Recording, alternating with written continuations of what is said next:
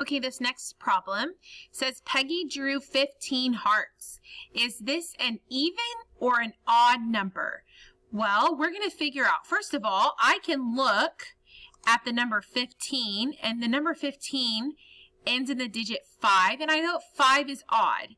But what I'm going to do here, and what I want you to do here, is I'm going to group these in groups of 2.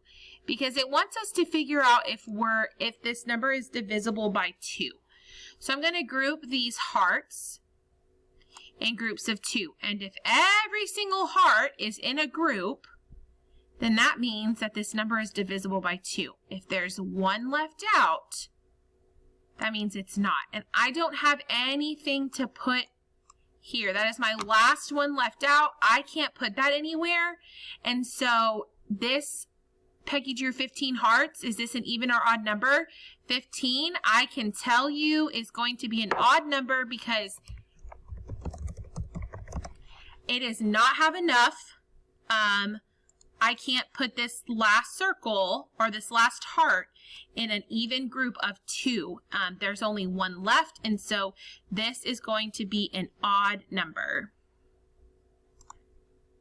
Okay, so you're going to use these ovals, and you can move them to group hearts together. And if you have to, you can turn it around or turn it so it can circle a group of hearts. And so that's what you're going to use because you can't draw on your screen, and I need to see you grouping them together. You're going to use these ovals to tell me if this is going to be an even or odd number by grouping your hearts in groups of 2.